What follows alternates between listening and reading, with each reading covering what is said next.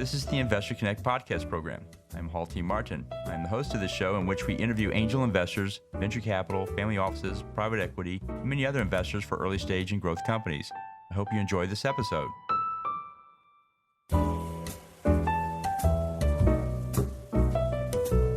Well, hello, this is Hall Martin with Investor Connect. Today we're here with Eyal, Amir, founder and CEO of Parknav. Founded in 2015, Parknav revolutionizes real-time on-street parking with a highly accurate and scalable solution. Using big data and AI, Parknav brings the most advanced, precise parking availability information for mobility in smart city, transportation, and automotive. They provide on-street parking, free metered permit, curbside restrictions, traffic control data, as well as data acquisition from city sensors. Parknav is available for over 1,000 cities across North America and Europe and has over 5.5 billion recorded parking events. Al, thank you for joining us. Thank you, Hall. So what was your background before founding Parknav? What did you do before this?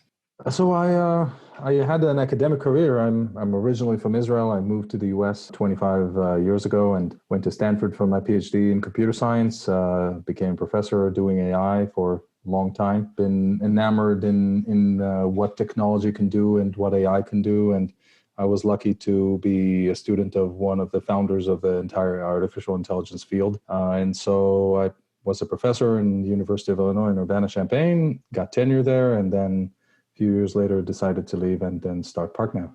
And so what led you to start working in the parking space, so to speak? So I saw an opportunity in the information about cities space. Personally, I was living in Chicago at the time, and I was looking for parking every time I come home or go to a coffee place. And I felt that AI could help. There were sensors-based solutions, there were crowdsourcing-based solutions, but none of them was actually solving my problem, which was I need to find a place in the street to find parking in. And my girlfriend who would come to my place on Friday night would not be able to find parking. And I felt, well, AI must be able to help. So got together a group of amazing guys and we stumbled on a solution. Great. And so what's your advice for people investing in this space? What do you tell them to do before they write that check? The main thing is to be aware that this is a smart city space where we are colored right now in parking, but the real space is much, much bigger and it's very tightly connected. So the smart city information space is one that provides information about what happens in the street.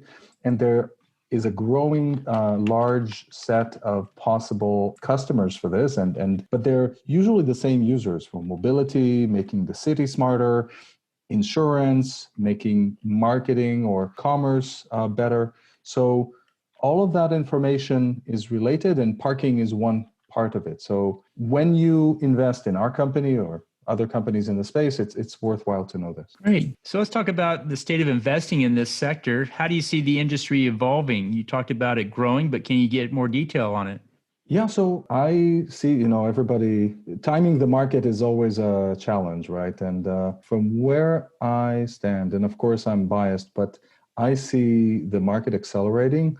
For investors in the US, it's a little bit harder to see. In Europe, it's very pronounced. The European Union has increased more than 10% year over year.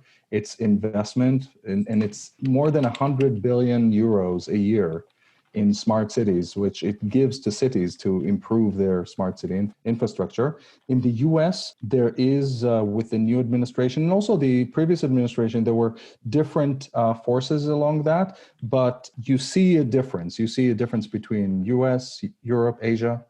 But as a whole, the smart city market is, in my opinion, right before the inflection point. So it's already, you can see a lot of companies, telecoms, oil companies, car companies, of course. It's all connected with the IoT trend, the information trend. It's coming together and it's happening right now. There are different researches that say this smart city market is growing at least 25% year over year. And there is, depending on how you measure the market, it's somewhere between $500 billion and $1.5 trillion. It's going to be between $800 billion and $2 trillion in 2025. That's the projection. And so these they really show the magnitude and, of course, the opportunity that we're looking at. Great. And so how many companies are engaged in this sector for smart cities? Quite a few, I would say. This today, not including the like 2-person kind of startups. Let's say hundreds. So definitely the telecoms, definitely this large internet companies, mapping companies, automotive companies, anybody involved in mobility, including trains, railways, airplanes, airlines.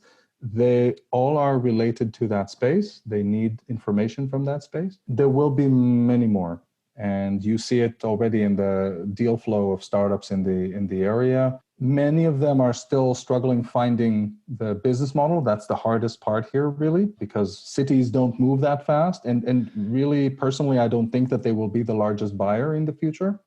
They will be one of the buyers. But you see that as the business models are evolving, some innovative ideas are coming together. And so I believe the number of companies will grow more than 1,000 in the future.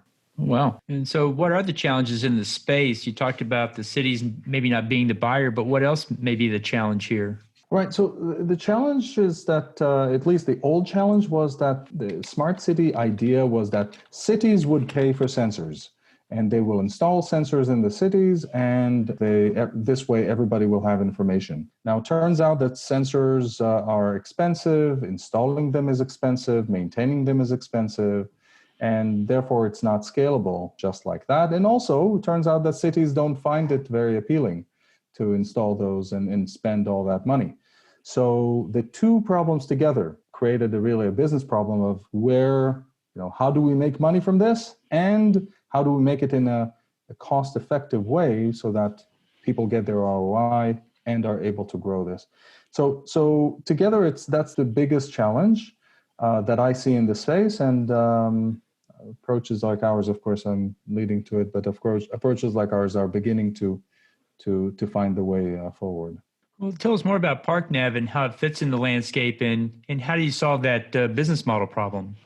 So Parknav provides information about street parking, and it tells you in one street there is parking right now, in the other street there is no parking, and it does it in a scalable way, reaching at least 85% precision, up to 90 and 95% precision, and more recently. And the way that we do that is slightly different than before. Of course, we don't invest in infrastructure ourselves. We don't rely on infrastructure changes necessarily. We take data that is available off the shelf.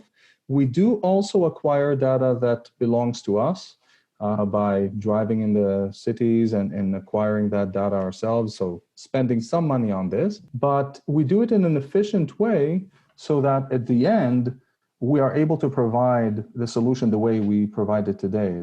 As I think it's said in some place that it's on our site, $200 a month for any place in the world. So any square kilometer of your choice, $200 and you get it. And the ability to do that quickly and at high precision from AI and a lot of IoT data that is combined together, that ability is a breakthrough on the technology side, but of course it creates also a breakthrough on the business side, because now anybody can buy it. It's something that anybody, if I go, we have some requests from, for example, people in a hospital in Houston.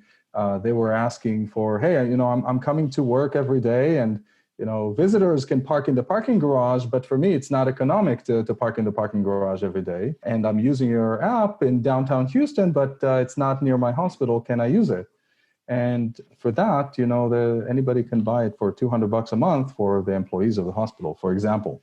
So that ability to do this in an efficient way, economical way, is the way that we approach it. And it's, of course, not just parking.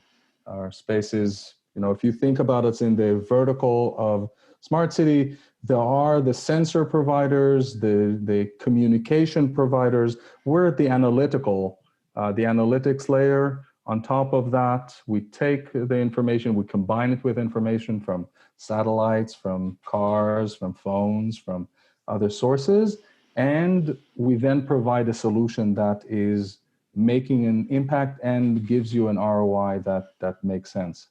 So we look at this, that's why we look at this as beyond parking. It's not just parking. And so you're a data play now. What is the future for you? Are you going into AI or other avenues? So we see, so I'm an AI professor. So I brought AI into the company, of course. In my mind, AI cannot be just the software. It comes together with data. And so you have to solve the problem together and provide a solution that's not just here is a piece of machine learning, you bring the data and you press the button and something works.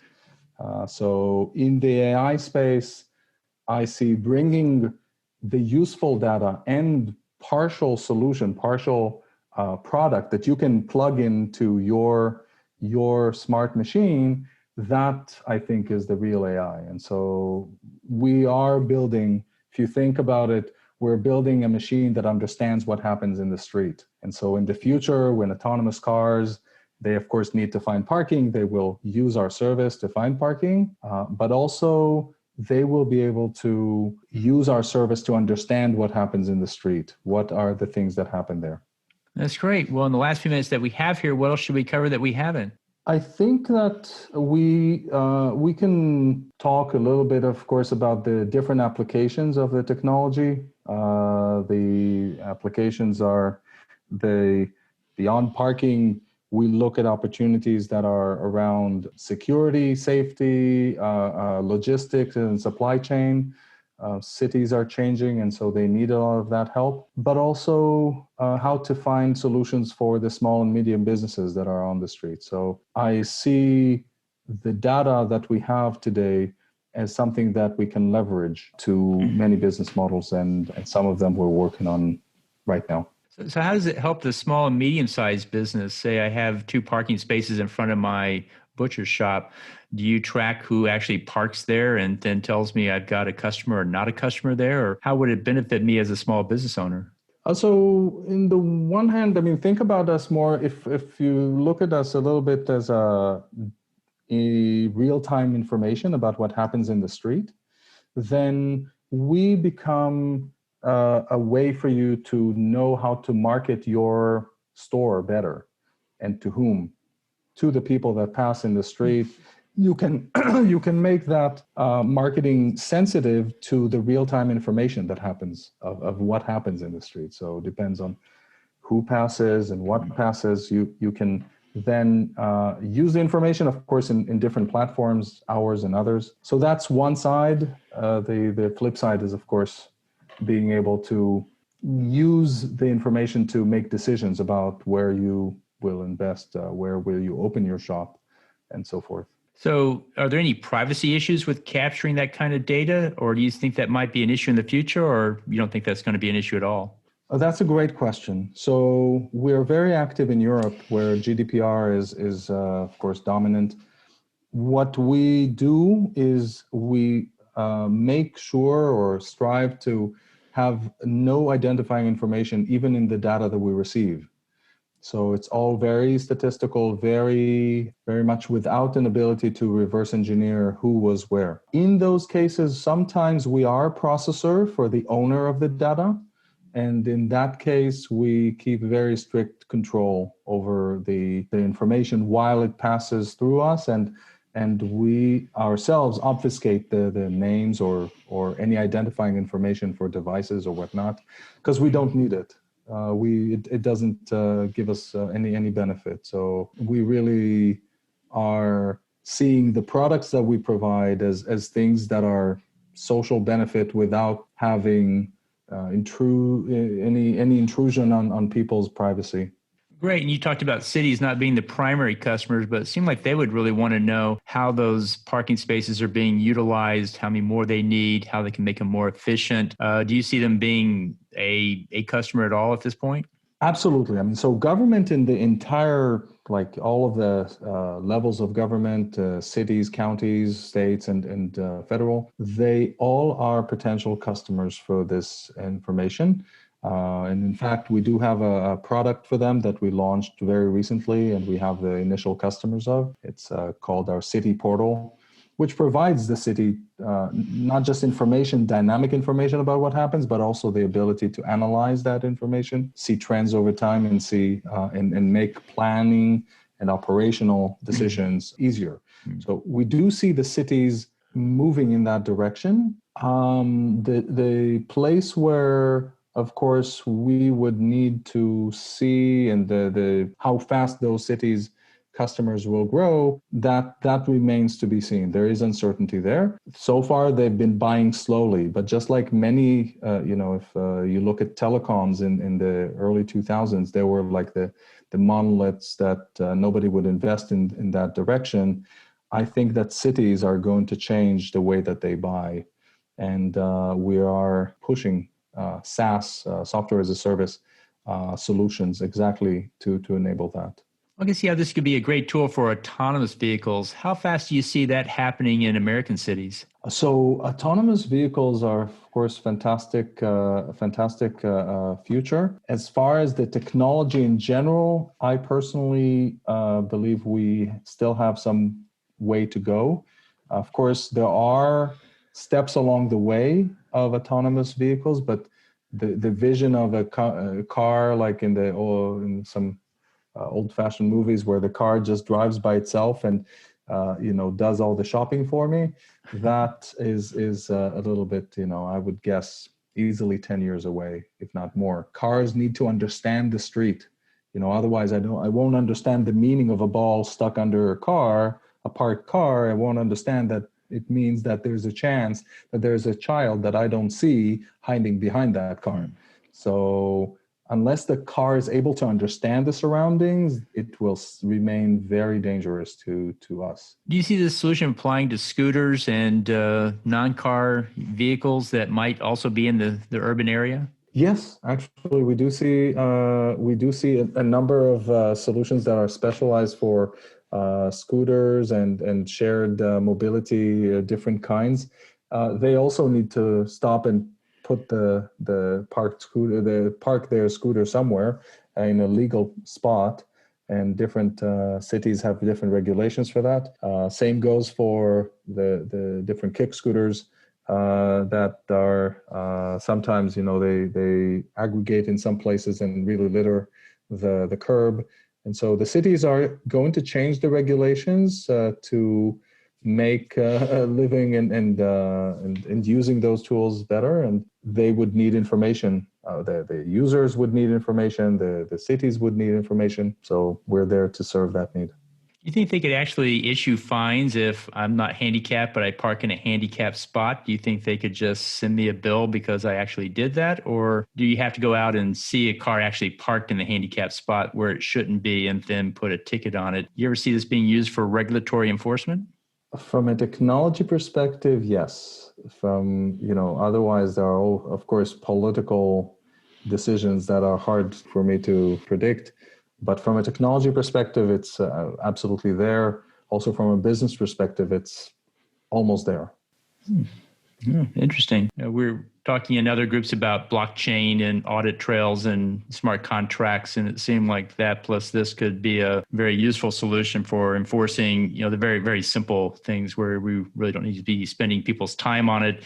It just needs to be automated, and it seemed like that's the direction it's going. So how best for listeners to get back in touch with you? I'm happy to get everybody's emails into my personal email. It's eyal@parknav.com. And please put in the subject that you reach out because you heard me in this podcast. As you can imagine, Startup CEO gets a lot of emails. This way it will stand out. If you pointed out that you found it in this podcast. Thanks. Great. I want to thank you for joining us today and hope to have you back for a follow-up soon. Beautiful. Thank you, Hall, for having me here, and I appreciate the time and a pleasure to speak with you today. Investor Connect helps investors interested in startup funding. In this podcast series, experienced investors share their experience and advice. You can learn more at investorconnect.org.